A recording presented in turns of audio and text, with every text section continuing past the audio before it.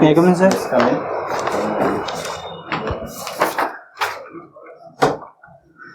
Good evening, sir. Good evening, sir. Good evening. Thank you, sir. Magadh विश्वविद्यालय से पढ़ाई की है, टीपीएस कॉलेज। जी जी टीपीएस कॉलेज से पढ़ाई की है और आपने फिलोसफी ऑनर्स किया है। जी जी उसके बाद हिंदी साहित्य आपने ऑप्शनल रखा है। जी जी और हॉबी में है सिंगिंग, सोशल सॉन्ग्स जी और डायरी राइटिंग। जी सबसे पहले आप बताइए कि ये टीपीएस कॉलेज किनके नाम पर? सर, एक फाउंडर मेंबर तरीके के हैं, उनका नाम है ठाकुर प्रसाद सिंह जी। उन्हीं के नाम से ये कॉलेज चलती है। और सर मैं उनके बारे में इससे ज़्यादा जानकारी नहीं रखता हूँ सर। वो प्रिंसिपल रहे हैं सर वो। ठीक है, उनके पुत्र को जानते हैं आप? सर नहीं जानता, शायद कुछ 20 से नाम है सर, मैं उसको रिकॉल नहीं कर पा। कब इसकी स्थापना हुई? सर कॉलेज की स्थापना के बारे में जानकारी आपने तो लिखा होगा बोर्ड पर, आपने बहुत दिन गया होगा आपको देश। जी सर, लेकिन उतना कोई बात नहीं। रिकॉल नहीं मगध कर पा। विश्वविद्यालय में आप पढ़े हैं? जी सर। मगध विश्वविद्यालय की स्थापना कब हुई? सर 1954 या 55 के आसपास सर। आपको किसी नहीं याद? जी जी आप डायरी राइटिंग करते हैं? जी सबसे फेमस डायरी जी जी किनकी? सर अगर बिहार के अगर महापुरुष की बात करें तो जयप्रकाश नारायण जी हैं। तो उनकी एक डायरी है द प्रिजन्स डायरी। कुछ इसी प्रकार से सर भगत सिंह जी की भी मेरी जेल डायरी करके कुछ है सर, तो इसी तरीके का। आपको नाम नहीं याद? जी नहीं। सत्य के साथ मेरे प्रयोग को भी डायरी राइटिंग कहा जाएगा? सर इसे अगर कहा जाएगा तो सर जीवनी कहा जाना चाहिए, क्योंकि सर मतलब महात्मा गांधी जी खुद इसकी राइटिंग की है सर। जीवनी में फिर इसको आत्मकथा। अच्छा सॉरी सर, आत्मकथा। जी जी बिल्कुल। Diary writing. Thank you sir. Diary writing से फायदा क्या है, लाभ क्या है? सर डायरी राइटिंग में एक तो सर हम अपनी भावनात्मक अभिव्यक्ति कर पाते हैं, क्योंकि सर आज एक आधुनिकतावादी का दौर चल रहा है। इसके साथ साथ सब लोगों को टाइम मतलब कोई व्यक्ति टाइम ज़्यादा नहीं दे पाता आपको। तो आप अगर अपने आप से भी अगर अच्छे से बात करते हैं, आप अपना आत्म मूल्यांकन कर सकते हैं सर। इसके साथ साथ अपने लक्ष्यों को, जो शॉर्ट टर्म गोल्स होते हैं या लॉन्ग टर्म गोल्स होते हैं सर, उसको भी आप एक तरह से केंद्रीकृत कर सकते हैं और अपने लक्ष्य की प्राप्ति भी सर स्वसमय कर सकते हैं। ठीक है। सोशल डिस्टेंसिंग अभी बहुत पॉपुलर वर्ड है। जी सर। और आप सोशल सॉन्ग गाते हैं? जी बिल्कुल। तो इस वर्ड को बदल के फिजिकल डिस्टेंसिंग कर दिया जाए तो ज़्यादा बेहतर होगा। जी सर बिल्कुल, क्योंकि सर हमारे समाज में वैसे भी अगर माना जाए सर, एक भले ही गलत परंपरा रही है सर, जैसे छुआछूत हो या जातिवाद हो। किसी तरीके से सर जब हम लोग आज़ाद हुए तो संवैधानिक प्रयासों के द्वारा धीरे धीरे दूर हो रही थी सर सामाजिक समस्या, जिसको सोशल इश्यूज कह सकते हैं सर। लेकिन जब से कोविड की स्थिति आई है तो सर सोशल डिस्टेंसिंग एक प्रकार से प्रचलन में आ गया सर, जिसके कारण सर इसकी नकारात्मक प्रभाव भी पड़ सकता है सर। वैसे सर इसका टर्म अगर अच्छे साइंटिफिक रूप में अगर उपयोग किया जाए तो सर फिजिकल डिस्टेंसिंग ही होना चाहिए। सोशल सॉन्ग बताइए सर। जैसे मैं सोशल सॉन्ग को सर पहले डिफाइन कर सकता हूँ। सोशल सॉन्ग वो होता है सर जो समाज की कुछ भी बुराइयां हो या उसमें कुछ भावनात्मक जुड़ाव हो, उसको प्रस्तुत करता हो सर। जैसे मैं अपने कॉलेज में रहा या स्कूल में रहा था तो बहुत सारे नुक्कड़ में हम ज्वाइन करते थे। एग्जाम्पल के तौर पे बताना चाहूँगा सर, एड्स से जुड़ा हुआ मैंने एक नुक्कड़ नाटक किया था और उसमें सर मैंने अपने जिला को रिप्रेजेंट किया था प्रमंडल स्तर तक सर। और उस सॉन्ग का एक लाइन में सुना सकता हूँ सर अगर आप इजाजत हो। उसमें सर हमने लिखा था, एड्स कोई कलंक नहीं है, यह तो एक चुनौती है, आओ इसे स्वीकार करें हम, जीत हमारी निश्चित है, मिलकर हम सब साथ रहेंगे, एड्स पीड़ित से नभेद करेंगे। कुछ ऐसा ही सर हम लोगों ने कहा। एड्स का फुल फॉर्म बताइए सर। जी सर मैं बता रहा हूँ, acute immunodeficiency syndrome sir. Acute है सर, एक्यूट या एक्वायर्ड या एक्यूट सर, इसमें मैं कंफ्यूज कर रहा हूँ। आप तो उसके लिए सॉन्ग बना रहे थे? जी सर। और सर ये लगभग 2011 की बात है सर। मैं लगातार लंबे प्रयास में सर, हो सकता थोड़ा सा स्लिप ऑफ टंग हो गया। और आप हिंदी साहित्य आपका विषय है? जी सर। तो हिंदी साहित्य में एक तो प्रशासन में इसका यूज क्या है, लोग रखते क्यों हिंदी साहित्य? जी सर। शासक बनने में इसका कोई यूज तो मुझे तो नजर नहीं आता। सर मैं बता सकता हूँ सर। बताइए। साहित्य सर हमें संवेदना सिखाती है। दूसरी बात सर, साहित्य जो होता है समाज का दर्पण, इसके साथ साथ दीपक भी होता है।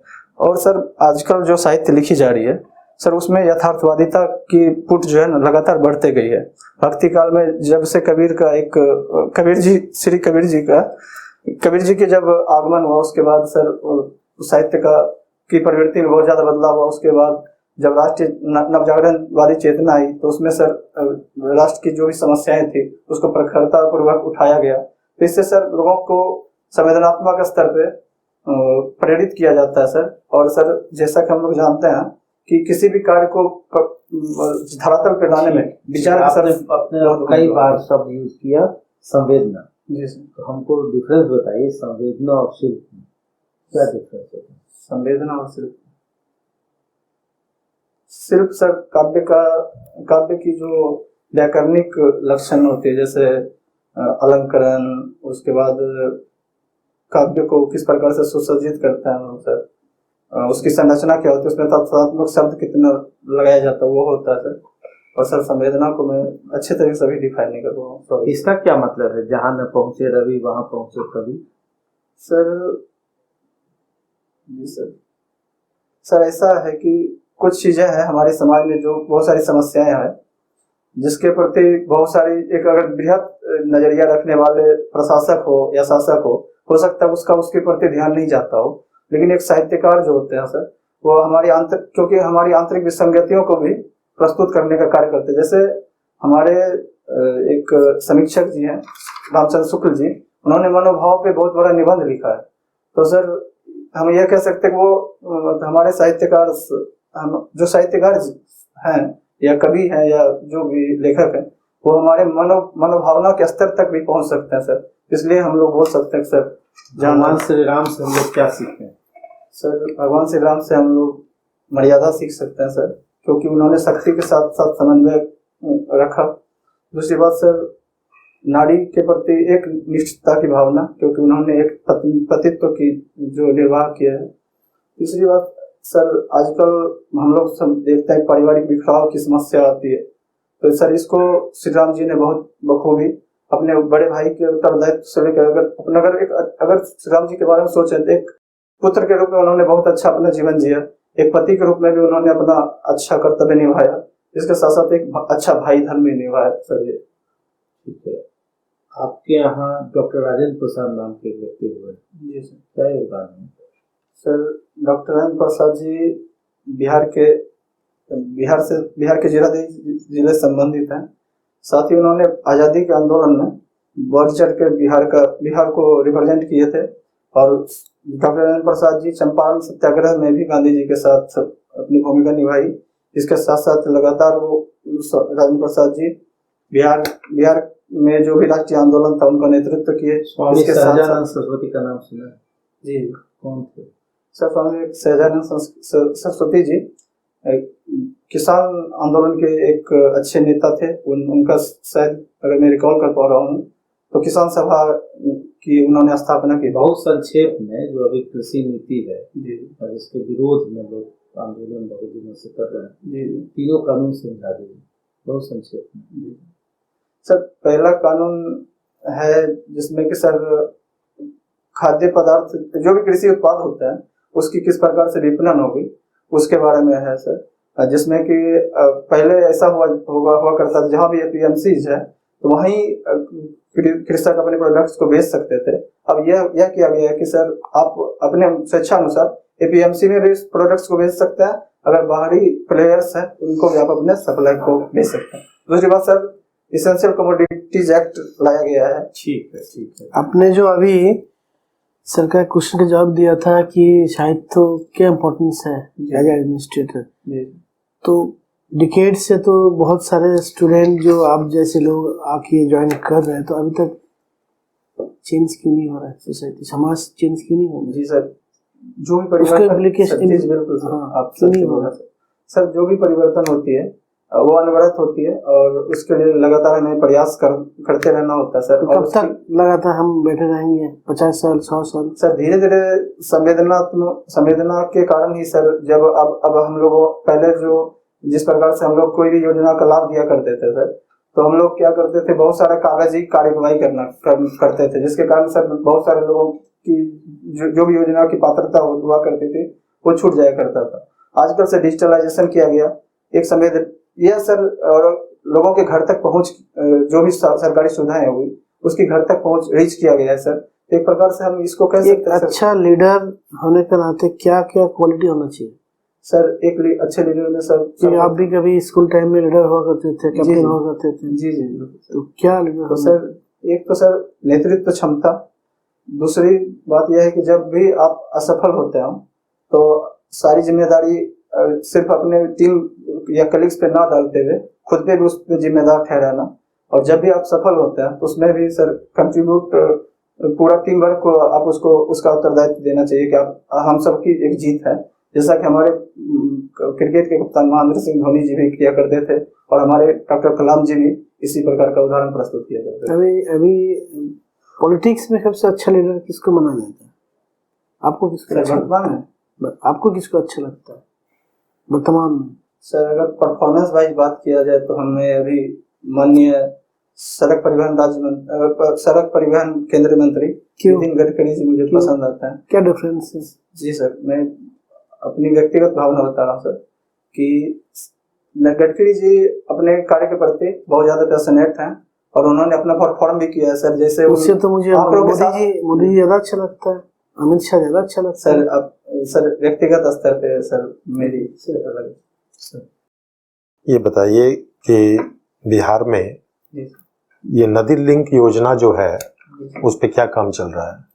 सर नदी जोड़ो परियोजना, अगर प्रगति की बात करें तो सर अभी कोसी मेची नदी को जोड़ा गया है, लेकिन जोड़ दिया गया है, नहीं जोड़ने का कार्यक्रम चल रहा है सर, और इसे पूर्णता प्राप्त नहीं हुआ है और यह मुख्यतः उत्तरी बिहार में किया जा रहा है।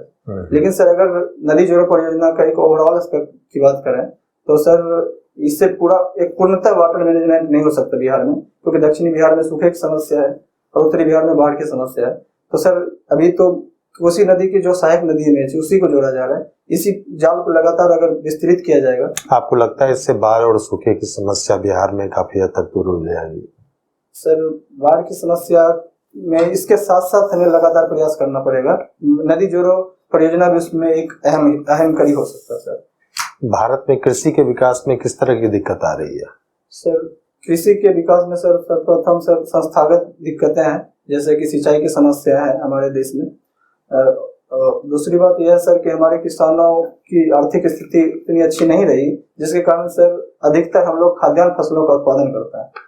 तीसरी बात यह है कि सर कृषि की विपणन की समस्या रही है, जैसे कि अभी भी सर मात्र 6 से 7% किसान ही एपीएमसी में अपने अनाज को बेच पा रहे हैं। अच्छा, क्या एक्सपोर्ट की कोई संभावना बिहार में आपको दिखती है?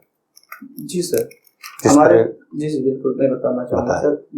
बिहार मक्के के उत्पादन में तृतीय स्थान रखता है, जबकि सर उसकी खपत उतने व्यापक पैमाने में या क्वालिटी वाइज कहा जाए तो नहीं हो पाता है। तो सर हम लोग मक्का प्रसंस्करण उद्योग लगा सकते हैं बिहार में। मैं एक्सपोर्ट की बात कर रहा हूँ सर। कैसे? एक्सपोर्ट की बात जी जी, और उसी के उत्पाद को हम लोग एक्सपोर्ट कर सकते हैं। दूसरी इसके साथ साथ सर हम लोगों के बिहार में लगातार अब बहुत अलग अलग प्रकार के फल, जैसे कि शाही लीची हो गया, इसके साथ साथ बहुत सारे हम लोग आम भी बहुत ज्यादा उत्पादन करते हैं, इसकी एक्सपोर्ट भी की जा रही है सर। अभी वर्तमान हमने सुना है कि सर एयरलिफ्ट भी किया जा रहा है सर शाही लीची का। तो इस प्रकार से हम लोग। अच्छा, अगर आपको बिहार का बजट बनाने दिया जाए जी सर, तो आपकी क्या क्या प्रायोरिटी रहेगी? सर बिहार में किसको सबसे ज्यादा प्राथमिकता देंगे? सर शिक्षा एवं स्वास्थ्य को सर्वप्रथम रखूंगा, उसके साथ साथ स्वरोजगार या बेरोजगारी की समस्या को दूर करने का, तीसरा नारी सशक्तिकरण, और चौथा सर जो विभिन्न जो संरचनात्मक विकास होता है उसको। जीएसटी से बिहार को लाभ हुआ है या नुकसान? सर लाभ हुआ है, कुछ हद तक कुछ परसेंटेज की लाभ हुई है सर। इस साल कितना मिला जीएसटी बिहार को? मैं रिकॉल नहीं कर पा रहा हूँ सर, मुझे याद नहीं था, सॉरी सर। ठीक ठीक ओके।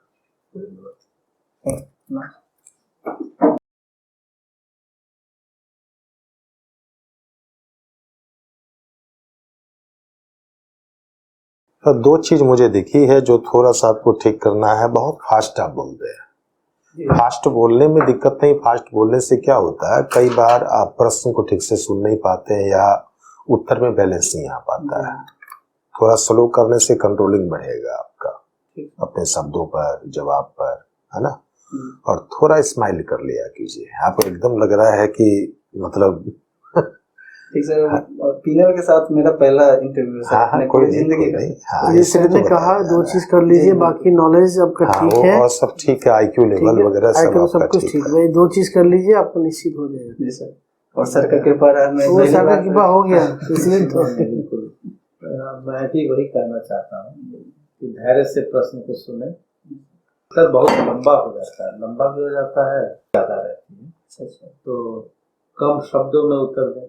वैसे भी मनोविज्ञान क्या कहता है कि बुजुर्ग व्यक्ति को ज्यादा सुनाइएगा, नहीं सुनिएगा। आपको बॉडी लैंग्वेज भी ध्यान, जैसे आपने कृषि नीति हमने कहा, कानून आपने पहला बताया, उसके बाद मैंने उसको रोक दिया, दूसरे क्वेश्चन पे चले गए, तो आपको तुरंत ये आभास होना चाहिए कि बोर्ड सुनना नहीं चाह रहा। क्यों नहीं सुनना चाह रहा?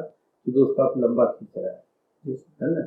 तो कम शब्दों में उत्तर देना है और तर्क के साथ उत्तर देना है, और आपके व्यक्तित्व में थोड़ी और गंभीरता, तो धैर्य से सुनिए और कम शब्दों में। ये होगा कैसे? ये होगा लिखने से। कॉपी बनाइए, तो कॉपी में कम शब्दों में, जैसे मान लीजिए कोई आपके मन में प्रश्न आया, उसको कम शब्दों में कैसे लिखेंगे, वही लिखेंगे तो वही बोलेंगे, है ना। तो ये कर लीजिए, दोनों को ध्यान में रखते हुए तैयारी करना, ठीक है। और मैंने कहा है कि थोड़ा सा धैर्य रखिएगा तो हो जाएगा सिलेक्शन। ठीक है, बेस्ट ऑफ लक आपको। Thank you.